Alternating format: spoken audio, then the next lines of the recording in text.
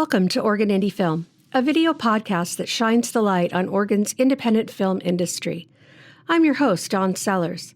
I interview Oregon's independent filmmakers who offer insights into the creative process, challenges, and triumphs of making movies in Oregon. This episode features Jon Meyer, a full-time musician, filmmaker, director, and editor.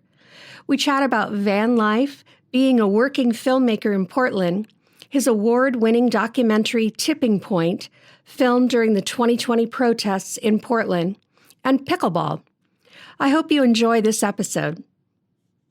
I'm here today with Jon Meyer, a filmmaker, director of photography, DP, editor, director, all of the things. And musician. Oh, and musician. Yeah. Maybe just, start out. I'll let you tell everyone who you are and what you do. Well, I mentioned musician because not only am I a musician, but my filmmaking does have a very intense focus on music-related stuff. I do DP short films and features, but my main bread and butter gigs are music videos and live multicam music stuff. And that's mainly because my greater friend group, although does infiltrate the film community, it's mostly the music community, which there's very little crossover. You would think there'd be a lot of crossover in a town like Portland. But from what I have found is there's only 2 or 3 people I know that have their foot in both communities firmly. Absolutely. That's interesting because the last few people that I've interviewed are both. So because I didn't think there was a lot of crossover either, but maybe those are the ambitious ones that end up on podcasts. You never know. I mean, we can't, film can't exist without music. Yeah. In fact, I got some of my recorded music into the film that I just DP'd. So Getting Back, right? Even, and actually, I just interviewed Logan Cannon. Oh, Logan's great. So Logan's a good guy. Can I speak on Logan really quick? Yeah. So I just met Logan last November.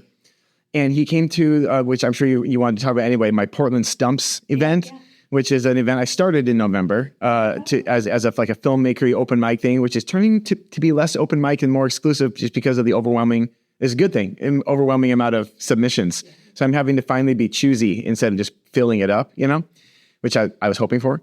And Logan, from the get-go, was in every month, he was in multiple ones that were submitted. Yeah. And last month he was in 3. Okay. And I was just like, who is this guy? Why does he show up in how come I don't know him? And, I'm talking to him and he told me he made his full living acting in Portland. And I was like, wow, that's remarkable. It's hard to do in Portland. It's hard to do in LA. And it's even harder in Portland. And then the very next gig I was on, he shows up and it was the Getting Back promotional teaser. And I was like, well, here we are. Logan is everywhere. He really is. Yeah. You've probably even seen him on Billboard. So I don't know. Maybe I have. Yeah. Commercial gig with Wolford's Heating. And so he's everywhere on TV and Billboard. Okay. But he's in a lot of independent films and just a really good guy. Yeah. We talked a lot about why that's the case, why he's in everything. And we both determined that it's half he's a great actor, but that's not everything. It's the other half is the way he approaches the business, which is, unfortunately something it's not exciting to talk about, but that's how he does it. He hustles. He's the first in line to audition to almost anything that opens up in Portland some way or somehow. And so just by percentage, he's going to get stuff more than the people who aren't doing that. Yeah, I think that's so true. Yeah. I mean, you really have to be out there networking and meeting people and getting yourself seen and be part of it. That's why he was at the first 3 PortlandStumps. I was like, oh, there he is, hustling, networking, enjoying. Yeah. Well, so you have PortlandStumps and you do a lot of music videos. Yeah. You have a channel for music videos. Tell us the name of that. Well, it's just YouTube. Oh, okay. It's a playlist that I carefully arranged and curated. But you could find that playlist by just typing in JONMEYER, Jon Meyer, all one word, 5150. That's my YouTube handle. And there's a list of playlists on there, and you could find, that's the easiest way to find my music video playlist, which is my favorite one because it has I think right now it has 60 or 70 videos on there, and it's not even all of them. These are just the ones that I really want to show off. Like they're great. Throughout the years, I don't like to show off every single one of them, but to be perfectly honest, yeah. But yeah, those are my favorite ones. I whittled it down to 60. That's a good number, I guess. Yes. And so, are you from Portland? No, I'm from Seattle. But I at some point in my life, I could say I'm from Portland because I've been here since like 2008, 2007, actually 2007. Yeah. Nice. And what brought you to Portland originally? Actually, I have one sibling. It's my younger sister. Everybody thinks she's older because she's more responsible and we're really close in age. And she moved down here. I forget why, what her motivation was, but I would visit her, and every time I did, I enjoyed it more than Seattle. And she showed me all the cool neighborhoods. And I don't know if you remember, or whoever's I'm saying you is the people who are listening. Right. But around 2007, Portland was really awesome. It was absolutely peaking. I mean, you could get a room in a shared fun house and pay $200 a month and be a block from the Goodfoot. I say that because that's literally what happened to me. So it was just like, you barely had to work. I mean, no one I knew really had a job, and that was okay because the living expenses were so low. And we just made art and fun and had fun and went to the river, and it was pure bliss. And of course, good things can't last. And everybody cries, "Oh, this and that messed up Portland." I was like, what messed up Portland was time. Yeah. Because nothing like that stays like that forever. No. There's just no way. It was too good. Yeah. I mean, I've been in Portland since 1985, and it was cool then. I'm sure it was. 80s, 90s. Yeah. Yeah. And then 2000, it was, Portland, but it's still cool. I love Portland. I agree. Yeah. That's part of what I'm saying. Like, sure, it changed, but like, have you been to, Houston or some of these other cities? Sorry, Houstonites, but your city's not as cool. It just isn't. Don't say that. Yeah. I have friends live in Houston. Yeah. I hope Portland. Let's start a little flame war online. Yeah. No, there's lots of cities that are inferior to Portland, honestly. We really don't want to tell too many people how cool it is, though. So we kind of keep that, in the down low because we don't want so many people moving here. Yeah. But yeah, anyways. But yeah, Portland is a cool place. And so you said you started making films about that time then? In Portland, I started making films in 2008 as far as holding auditions, trying to get noticed, taking advantage of the recently new YouTube at that moment, But I've been filming and editing musicians since I was in the 4th grade. Yeah. I mean, it's been crazy, but none of that was taken seriously and aiming for a career in it until about 2008 or so. Yeah. But I had a little bit of base knowledge of stuff at that point. Yeah. And so is that what you always wanted to do that? Yeah. Yes. Ever since I had probably in 4th grade or 3rd or something like that. Whenever my dad played Star Wars on the TV and the ship in the opening credits comes over, and within 2 seconds of it over, I remember distinctly going, "Oh yeah, that's it. My life is over. I'm gonna do that. I'm gonna do that. Whatever did this, whatever makes me feel like this, that's what I want to do for the rest of my life because I feel amazing right now." That's great. I love that. And so, did you go to school for film? I went to film school for 2 quarters. Yeah. I don't say a semester because I failed out of each quarter. And after twice, I decided to quit trying and wasting my money because I was failing every time. And actually, it was the best thing for me because before that, I would always be like, okay, well, I'll just go to film school and that'll be what I do next for my career. And once I realized that's not what was going to be next for my career, then I was like, okay, I got to just do this on my own. I got to, what do they say? Pull myself up from my bootstraps and do it. And I immediately did that. I was in the kind of a crisis mode when I quit the set or got fired. What am I saying? I got fired from lots of jobs. When I failed, fired, it's all the same thing, right? There was a lot going on in my life. I was getting fired at the same time too. But when I failed the second time, I was like, okay, I got a VHS camera, which was outdated at that time. And I just was like, let's make some raw punk videos right now because I need to figure this out. And I started doing that and immediately got better with each one. And I even checked in with the students because I made friends at that school. It was at Seattle Central Community College right before I moved to Portland. And I checked with some of my friends there at the end of their graduation.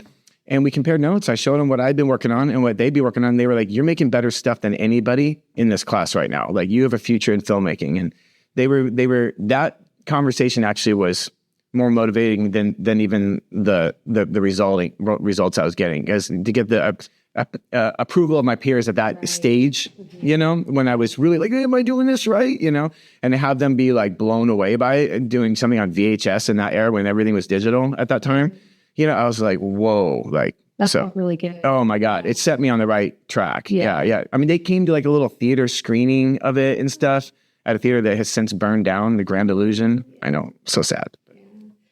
Yeah, I mean, I think a lot of filmmaking is just trial and error and doing it. I mean, film school's great. It's doing it, whether you're in school or not. Exactly. Yeah, and if you need school to do it, that's fine. Yeah. I'm not here to talk shit about school. Right. Some people need that structure. And some people do better, just do it. Well, I needed that structure to let me know that I didn't. Yeah, exactly. Yeah, that's true. Sometimes the benefit of structure is knowing that you can't work within it. Yeah. Without getting too detailed, it was both times I failed out was a major clash with a single teacher I had, the same teacher both times. And I think if he, I still kind of hold a grudge against him, but because I think he did it wrong. I think he failed me out because he didn't like how experimental I was getting, not because I wasn't doing the work. Right. And he didn't appreciate what I was trying to like shine amongst the averageness, and he didn't like that. And so I think if he would have embraced my talents, he wouldn't have failed me and everything. So film school could be, if you don't have a teacher like that, you could, I'm sure there's plenty of great film teachers and film schools. You happen to get one. Yeah, exactly. Yeah. So is filmmaking kind of your full-time gig, or do you? It is. Furthermore, it's creative filmmaking, because I for 2 years I shot weddings, and there was a point where I was like, I need to not shoot weddings anymore. and I just want to because I made a couple of music videos, and it was so much more thrilling. And I had gotten paid like a couple $100 for one of them. And I was like, okay, I see what's happening here. Money's coming in now from the music videos, barely, but it's happening. And so I knew I couldn't fund myself solely on music videos at that time. So in order to make that work, I actually intentionally moved into a van so that I wouldn't have to pay rent. Yeah. That's why my moniker is Van Jam Productions. The jam is because of music focused, Van Jam. And my plan was to live in the van for a year until I made full-time money doing creative filmmaking, not weddings, or corporate whatevers, And I did that. And at the end of the year, I got so used to and comfortable living in the van that the idea of paying rent, even though I could afford it at that point, seemed crazy. So I stayed in the van for 4 years, and then life happened. I got in a relationship that fell apart, and I went back to the van for another 4 years. So I was 8 years total in a van. Yeah. And I would recommend it highly to anybody. I wasn't the dirty van guy. I wasn't doing drugs. Nobody knew I was living in the van when I would park it, because I was so discreet and clean. I didn't bother anybody. I never had a run-in with the cops or anything. It was, of course, it's uncomfortable to certain things. You can imagine what would be uncomfortable about a van. You got to overcome those and figure out your system. But when you figure out the system, that is one surefire way to make sure that you are, if you're feeling like you don't have time to kickstart your creative career. That's what I would recommend, is because rent is the biggest inhibitor. It really is. To that. Yeah. Mm-hmm. No matter where you live. Yeah. Well, so you're kind of an OG van lifer then. Oh, yeah. Like that was the beginning of when people started doing it. Yeah, there was no stigma at the time. It was just Portland at the time. Yeah.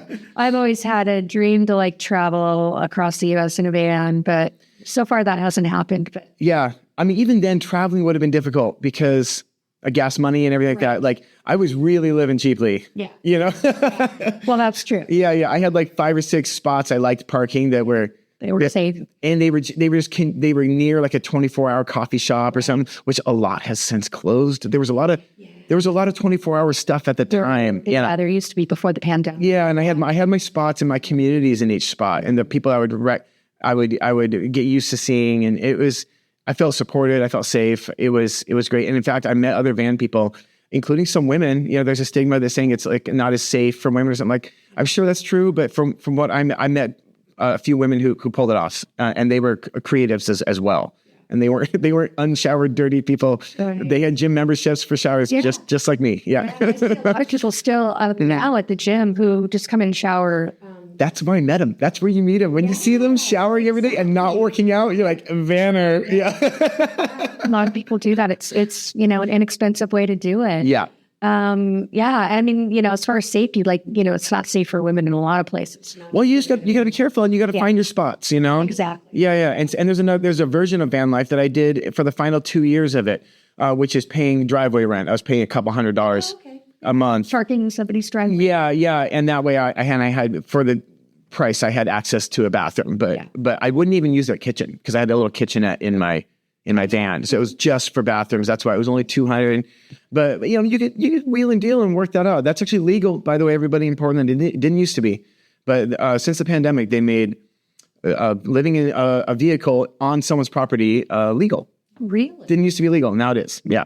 I mean, they used to do it anyway. Right. But now it's completely. No, they can't. Your neighbors can't complain about it. Yeah, it happened during the pandemic because there was a housing crisis during that, and so they were some little helpful info. Yeah. Oh, I imagine that you probably have some great stories from that time and the film and.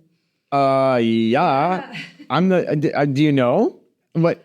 Is that your next question?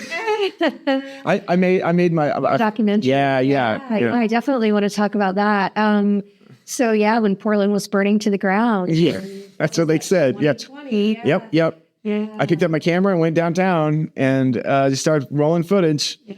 I didn't know what it was for at the time. I knew that I had time and the gear and the willingness to do it. And so, I got tear gassed every night and I was just right there alongside the protesters. In fact, I got tear gassed every night because when the gas came out, I noticed that's the precise moment when everybody with a camera would leave. And I'm like, okay, there's a few live streamers here, but their cameras aren't very good. I'm holding a $3,000 rig minimum. I think it was more than that actually. But I was holding my nice camera, and I'm like, I'm literally the only one here with a zoom lens, and something that's good in low light, Mm-hmm. So I hung around and filmed, and eventually my footage highlights that I'd post every day got noticed by some people, and.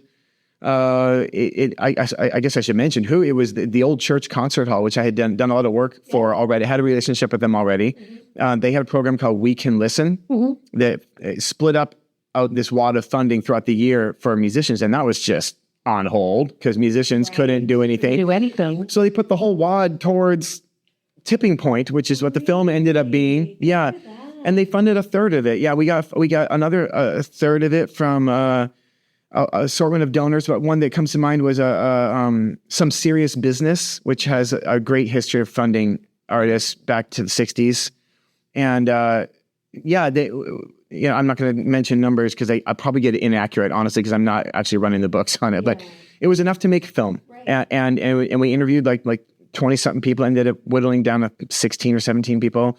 And we interviewed everybody from live streamers to people on the other side, cops, we interviewed civil rights lawyers, and the menagerie of people ended up making a pretty cohesive look, what I feel, pretty cohesive look at what went down there. Mm-hmm. And the film went on to take first place in two film festivals.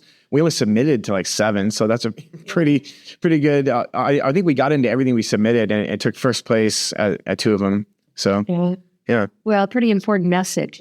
Yeah, we're still working on a distribution deal, which is honestly pretty frustrating because I personally think right now the reason it hasn't been actually unleashed into the world is because of what is viewed as controversial topics. I mean, there's people in the doc that say like F Donald Trump, and like he's president now, and like I stand by it, but like it's definitely contentious material, and I wish people would just realize that means people want to see it and it's relevant information that should come out. But Yeah, I mean, I think controversy sometimes is really good for them. And that's what we're doing, right? We're telling stories. We're opening people's minds to things.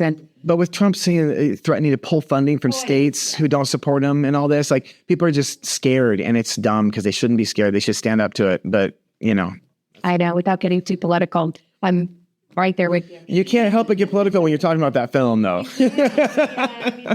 The film was nothing but politics. Right. Yeah. So it's super important. Yeah, I think we should all be involved. Yeah. Definitely. Yeah, I don't think it would have been as bad had it not been for President, trash in Portland. Oh yeah, it's in the film where the protest was literally dying down to less than 100 people a night, and then Trump gets up there and says, "Oh, we're going to send the National Guard and everything," and then it went up to like 5,000, then 10,000, then 20,000 people, all because he fueled the flames, because he was trying to make some political point about Portland, So yeah. Well, Portlanders have definitely prevailed, I think. Oh my God, I'm so proud of them. Yeah, we've all stepped up, and it was certainly not as bad as it was made out to be. But I would love to see the film. Yeah, the film show really is the only right and left media completely failed to address what the protesters were protesting. I know. It was just like they're out there making a ruckus, and that's it. Like, why? And the film gets into why, and we even get into what is viewed as poor protest behavior. We're not just one-sided. It's like it covers the whole gamut, and you kind of make your own conclusions. It's not my opinions. I edited it, but it, we did our best as a collective to try to highlight everybody's opinion. And I guess good. I think that's what a good documentary does. It presents everybody on an even playing field, and then you draw your own conclusions. So you're trying to get distribution at this point. Yeah, we have a deal that we signed, which we were really excited about, and they said they'd put it out as soon as they found a streaming platform that would allow it or whatever, and that was a year ago. And because of the climate, it feels like we celebrated a little too early at this point because it's still not out. Yeah. So yeah, let's talk a little bit more about PortlandStumps, because we started that last year. So tell me kind of your inspiration for that and why you started that. I've been to a couple open mic style filmmaker events, a couple of them in Los Angeles. And, Jerry Bell does a great one here in Portland.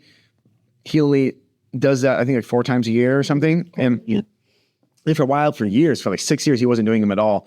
And so he's recently done that again. And that's great. I don't want to take away from his thing, but right. I think I still show my stuff at his event. I just think there's room for more. I mean, how many venues every night are hosting Portland artists? Multiple people on a bill. Actually, I'm going to a show tonight, a few blocks from here. Because every night the music scene is vibrant in Portland. It's highlighting it. And I was like, well, there's a vibrant film scene, and only 4 times a year we maybe get to show it at Jerry's event. And so let's have another outlet for that and try to get people to show up and appreciate film locally, just like they do for local musicians. And so far it's been a huge success, and we get 50 to 70 people every event from the first one we had. And it's a great, it's kind of a networking event too, because almost everybody that shows up had something to do with a film that's being screened. And there's a little intermission, and there's this before and after. There's a bar there, and it's a cool old theater. It's not just some room that we rented somewhere. Sorry. Yeah, exactly. The Alberta Abbey. Yeah, it's beautiful. It's a great venue. Yeah, and it's geared towards socializing. It's not just a theater. There's like spaces to hang out and have a little conversation. Yeah. And I think I can mention this because I think I just had a meeting with somebody talking about it. I think we're going to take Stumps to the next level. Nice. And incorporate a musician playing like 3 songs and visual art. So we're going to turn it into this trifecta thing to try to, because we realized we got the film community out, but I'm very tied to the music community, and like literally none of them are coming to this thing, even if I tell them about it. Yeah. What gets them out is music. What gets visual artists out is visual art. Right. And so if we could have all 3, and there's so much space in the Alberta Abbey to set up this gallery area.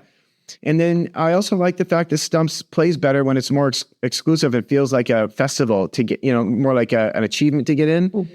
And so I want to reduce the runtime from 1.5 hours to 45 minutes and increase the outreach. Yeah. And you have really be highlighting the best submissions and make it a little bit more like a festival, and have this like like a DJ going while people are looking at the art for 45 minutes, and then have someone play 3 songs and we're out, Yeah. I love that. And so are you coordinating that just yourself? I am, there's a little alarm happening in there. We could be here still. Yeah. Yeah. I talked with somebody who might sign on to help out with that. I told them that my capacity is kind of at the limit of doing what I do for the film portion of it. But I'm reaching out to people who can join and coordinate. I want to have 3 reps. It's like me doing the repping the film, someone coordinating every month the visual artists, someone coordinating the musicians. In fact, I could probably coordinate the musicians because I'm really only I know so many of them, and I really just want one per like right. Everybody else with the art and the films. I want a lot, but one musician, just one musician. So I bet you I could coordinate that, but someone handling the visual art thing would be great. Yeah. And another reason is down in LA. I went to an art walk down there that was just stunning, and it wasn't blended with film, but I was just thinking, man, how much fun is this? You got someone spinning old records, and we're looking at art, and we're drinking sparkly water. I love it. Calling all filmmakers, performers, and creatives. The Soundstage is your home for high-quality recording in the Portland area. Whether you're working on an audio or video podcast, voiceover project, audiobook, casting your next film, or need help with that self-tape audition, we offer a professional, welcoming studio space. Come record with confidence and mention the Oregon Indie Film Podcast to get $5 off your next session. Learn more about The Soundstage, the Northwest's premier voiceover and recording studio, at thesoundstagenw.com. Are you passionate about supporting independent filmmakers and local storytelling? Become a sponsor of the Oregon Indie Film Podcast, where we shine a spotlight on Oregon's thriving independent film community. Our listeners are filmmakers, film lovers, and creative professionals eager to discover local talent and stories. As a sponsor, your brand will reach an engaged, creative audience that values community and authentic storytelling.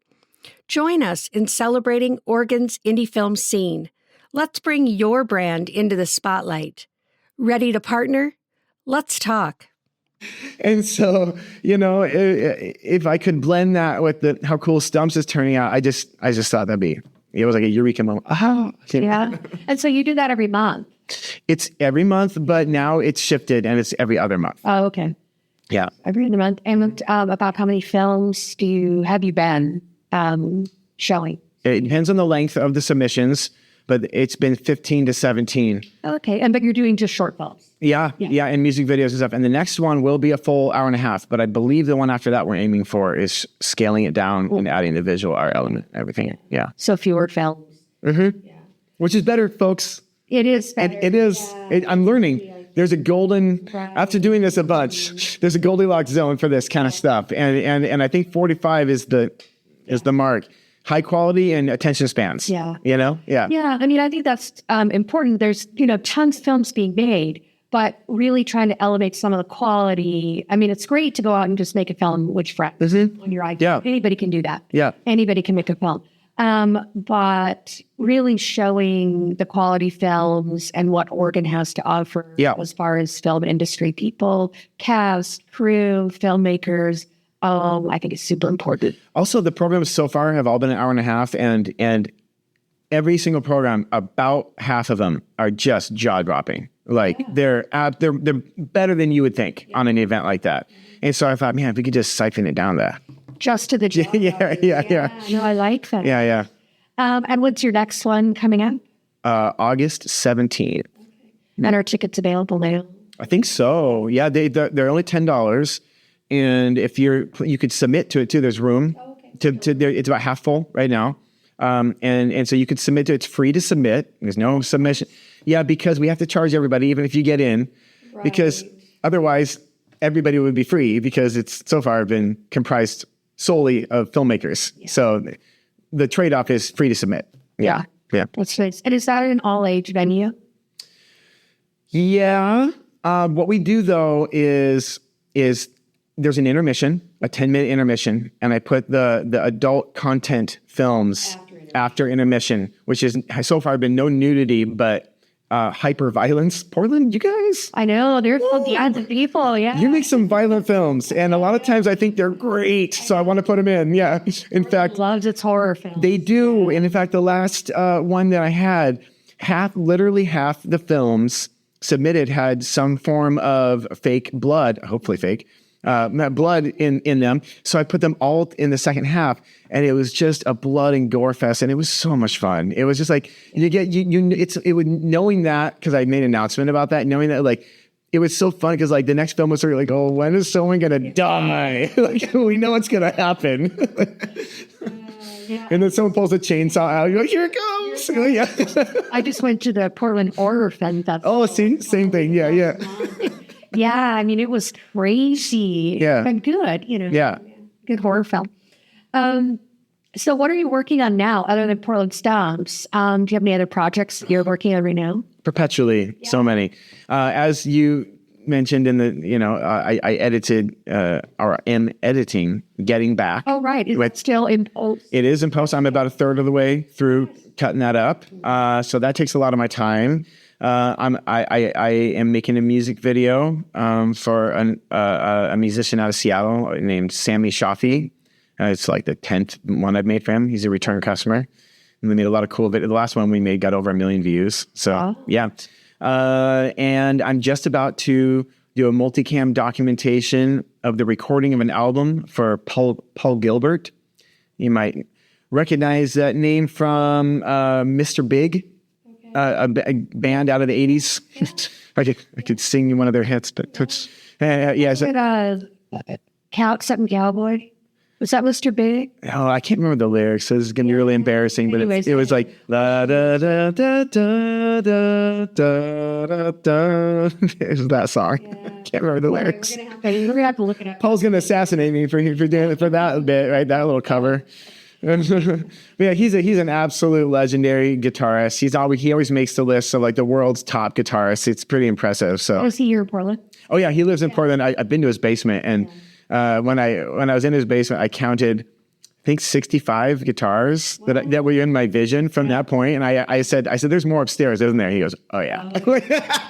I am always amazed at talent lives in Portland. Oh yeah, you wouldn't know. No, he's a legend. Yeah. So Portland is a great place to kind of just hide out. Yeah. And not be recognized because it's just laid back. Yeah. So that'll be a feature about it. Then is that going to be a full length? No.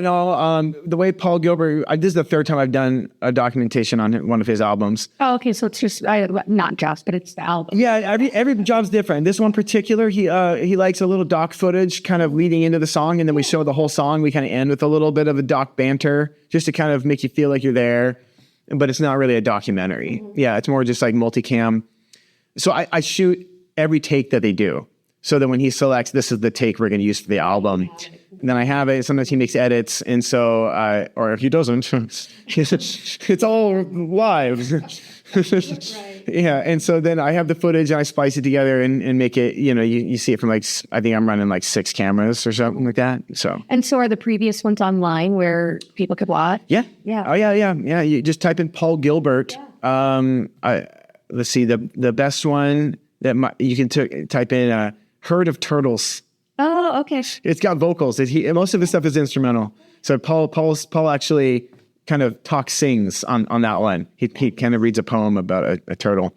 And that's my favorite shot and edited one too, not just because Paul talks on it. Yeah. That's sick. So you're working on that, and then ongoing PortlandStumps. Yeah, I have a script that I wrote about pickleball, one of my favorite passions. Oh, you'd like to play pickleball? I love it. Oh my God, I have not started. Oh, I play like one I know loves it. I play at least three times a week, and so I recognize there is a void in the universe of pickleball films. There's none, and so I wrote a script that actually 2 years ago. I called it Dink, and I registered it with the WGA. Because I figured someone would try to copy my idea, and I was correct. I bet. And Ben Stiller is about to release his pickleball film made well after I registered mine, and he's calling his The Dink. Oh, no. So he put the in front of it, and actually legally got around. That's title. Yeah, I looked it up. It's not that I tried to sue him. I tried to sue him. Yeah. And I couldn't. Any lawyer was like, "Nah, you put the in front of it. He got you." I'm like, "Oh." So The story is different, I suppose. yeah, so I shot a teaser for it. That's not available to see. It's only available for potential investors. It's because the actor I used in it has some sensitivities. But I have it. If anybody's interested in seeing or reading the script and wants to fund it, Fund a film, yeah. I think it's like I think it's one of those rare moments where even without like an A-lister bolstering it, like that it's like a guaranteed profit because we can make it for pretty inexpensively, and pickleball is the A-lister. Like that's right. There's not the draw is the pickleball. There's over 10 million players in the United States, and there's no films for it. If they hear pickleball, it's about pickleball. They're going to go see it. They're going to see it. They're going to hunt it out, even if it's on an indie scale, you know? So is it a comedy drama? So that's the big difference. Yeah. Stiller is making a comedy, and from the plot line, it sounds like a direct plot restructuring of Dodgeball, where they're like trying to like too close. Like it's not like they're trying to save their gym or whatever. I'm like, come on, you know, same story. Yeah, and so the one I made has some comedic moments in it, but it's like a dramedy. So it's more of a drama. It's like a sports thriller, I call it, where it comes down to the final game is going to decide a lot for these characters, way more than just the clout of winning. Like college tuition and relationships are on the line.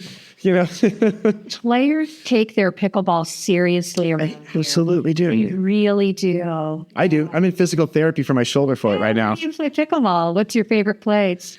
I can't tell you my favorite place. Yeah. Because it's public and it's free and it's nice and I don't want to see overrun. No, this. I get it. Yeah. I'll tell you the second most favorite place I play is it's at Laurelhurst Park. Okay. And there's some public courts there that I hit up a lot of time and just get pickup games. Even if I don't go with somebody, I can usually get in on a game, you know?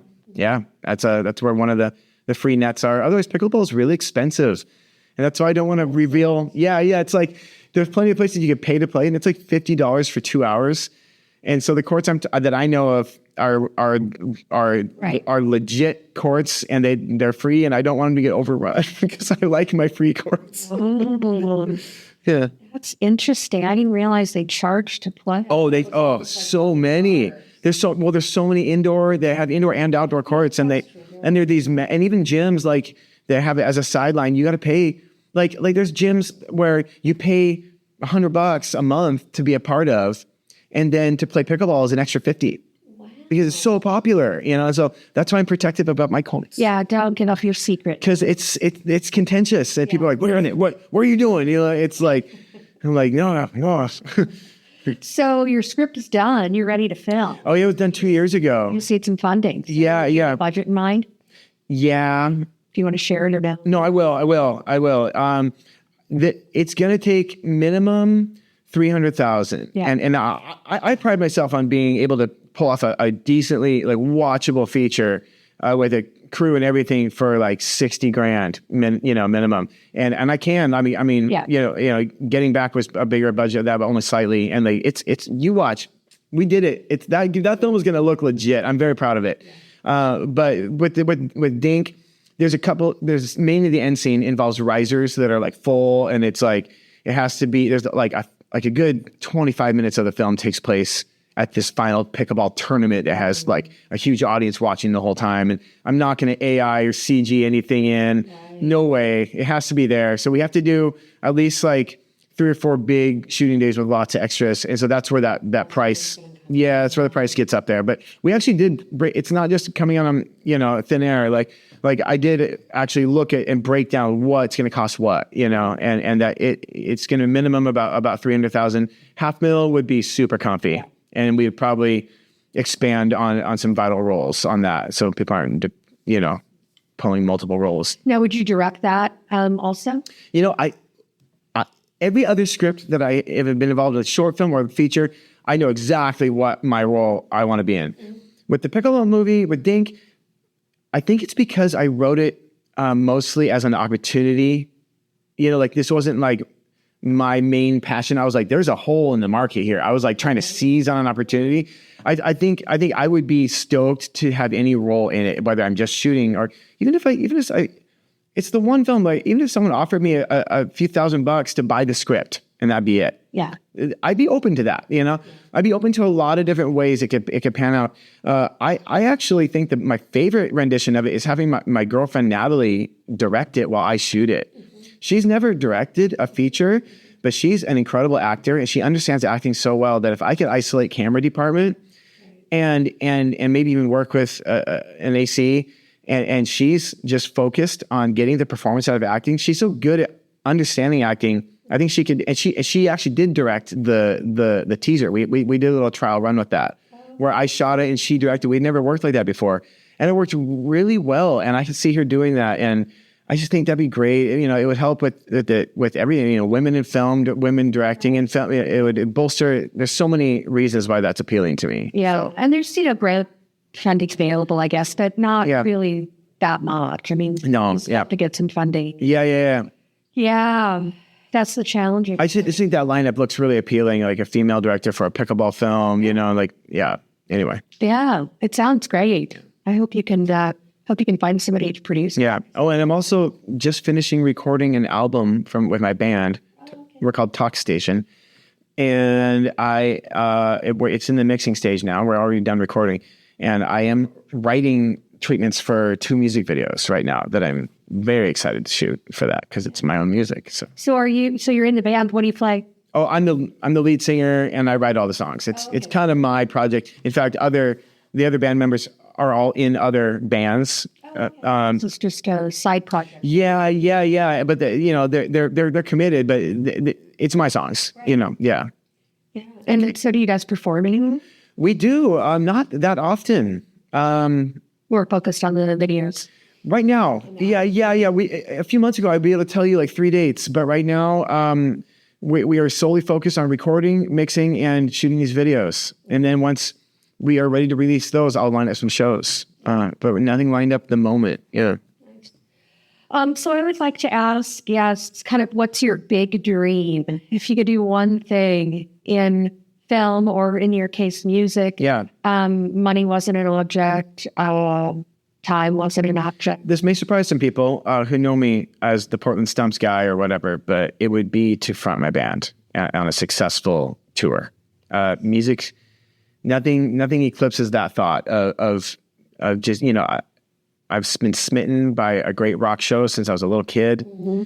And I just want to at least, I've even been on tour documenting a band, so I understand what tour life is, you know, and I'm not naive to what it is, what it entails. Remember, I lived in a van for 8 years. Right. I would love to tour fronting a rock band and having the people in the front 2 rows knowing every word to the song because we had some minor hit or something. That would be amazing. Mm-hmm. Second, right under that would be to like shoot and direct something that I wrote feature length.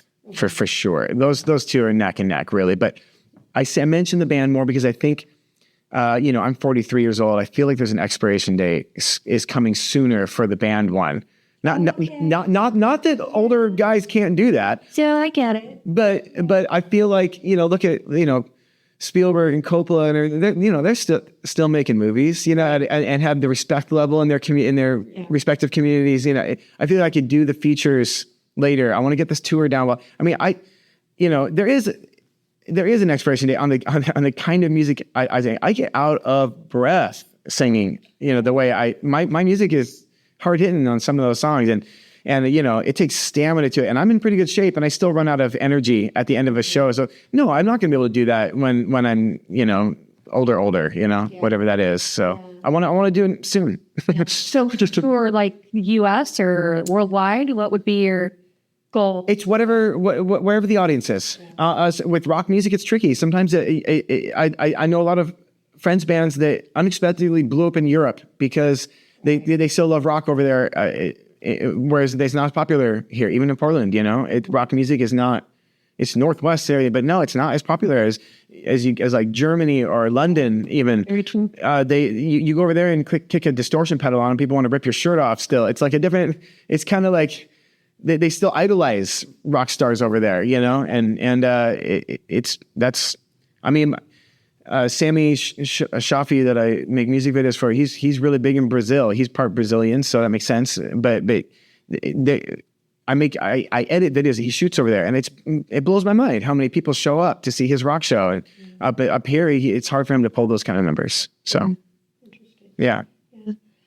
So is there anything else you want to talk about or share with people? Well, I think I covered the major ones.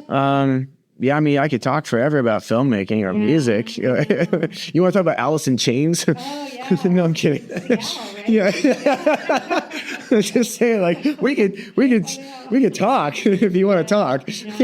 I love rock music myself. Yeah. Good 80s rock music. Yeah. Really is the best. Yeah. So where can people find you online? So obviously PortlandStumps has Instagram. You're on Instagram under your name. Well, neither Stumps or me are very active on Instagram. It's there, but you should both active online. I'm in my 40s, so it's Facebook. Yeah. Facebook is where I get my fix for social. I don't like social media, but I do my best. People necessity. Yeah, you could submit to PortlandStumps at PortlandStumps@gmail.com. Okay, so film. What's your time limit on films? 15 minutes. 15 minutes. Mm-hmm. But you have higher odds, just like any festival, you have higher odds of getting in if it's 10 or less, really. Right. You got to be pretty good to put the 15-minute in because that takes up a lot of the runtime, And do you do trailers right now? Oh, yeah. Yeah, the trailers always get played first. Nice. Yeah. Just like the movies. Yeah. So, and then you have a website, too. I found your website. Oh, which one? Was it Contrast Docs? Oh, maybe that was it. I think that's the only website I have. Yeah, which we didn't mention, but that's my, because I don't make it anymore. But right, it was older. That's why I didn't bring it up. But you should watch it though. It's some of my truly best work. Yeah. It's Contrast Docs. K with a K. Yeah, I'm trying to spell it, but it's contrast with a K. KONTRAST. As then docs, DOCS, .com. It's all black and white documentaries that I make on musicians, most of them in Portland. And it's, I did it while living in the van, and I there was no funding behind it. I just did it out of my own time and energy, and I had a lot of freedom to do whatever I wanted. That's why I did it. They get a little artsy sometimes, which I think is fun. They play a lot differently than my political doc, because of that. But yeah, I think it's some of my best work, just editing and shooting wise, and just getting musicians' stories in an artistic way. There's 10 episodes. I'm very proud of it. A lot of them got into film festivals, and that's it. That's one of my only actual websites. Yeah, and so most of your stuff you submit to festivals then? Is that kind of your path for getting YouTube mostly? Yeah. I mean, I finish multiple things every week. So I in our little interview here, I mentioned the stuff that I have put to festivals because that's my favorite stuff to mention. But if something turns out really, really stellar, I'll submit it. Sometimes I submit a band's music video to a festival. Not without them knowing. I ask them, but also I'll pay for this. Because I just like it. Yeah, and I could see there's an opportunity for exposure for my work, which is it's their work, but it's my work too. So yeah. I guess I didn't ask. What's your favorite thing to do? Well, music is your favorite, but aside from music, as far as filmmaking, like what do you like to film, or do you like to edit, or like your favorite? You're not an actor, right? No. I have acted several times, in fact, but it's always out of necessity. I can make a funny actor reel because I've acted so many times, and none of them did I want to. Yeah. And so it's like, here's a whole reel of a guy acting who never wanted to do this. Not an actor, but I'll get in front of that camera when the guy doesn't show up to be the bartender or whatever. Somebody to do something there, I'll do it, whatever. No, my favorite thing, it's a complicated answer, but it's to edit the footage I shot. And so like with Getting Back, that is probably my favorite thing to do is a feature. I love the challenge of a feature. It's just so large, and you get into a groove halfway through. And you start working as a machine with your coworkers, and you know what to do. It's just like lens 50. Like you get in this awesome groove where you kind of it's like one guy with 6 arms, and you don't really that doesn't really happen on a music video. Right. It's over by the time you gel. Yeah. And so I love the groove of a feature, and I love setting myself up for a good post experience because I shot. So when I'm in post, I'm like, oh yeah, Johnny got that shot because I knew I'd need it. And there it is, you know? And so there's a joy in cutting footage that I set myself up for a good post experience like a month later. And like, yeah. Nice. Yeah. Very nice. Yeah, the website I found was on the bio.site. Bio.site. Jon James Meyer. Ooh. It's out there. It's out there. Once you put stuff on the internet, it's there forever. Yeah. Maybe But no, it looked pretty. I bet you my girlfriend made that. Oh, maybe it looks really good. Yeah. Thanks, Nat. Great job. Thanks. Anyways, well, thanks so much for being here. Yeah, this was fun. Really Yeah. You have a lot going on. Always. I'm glad to finally meet you. Yeah, definitely. Thanks so much for listening. If you'd like to continue the conversation with Jon Meyer, reach out to him on Facebook. To find out more about Jon's music and upcoming album, or the film showcase PortlandStumps, or any of the other things mentioned in this episode, check out the links in the show notes. If you enjoyed this episode, please take a moment to leave a 5-star review and share it on your social media. It helps us connect with more indie film lovers. Want to support the podcast by becoming a guest or a sponsor? Reach out at OregonIndieFilm@gmail.com.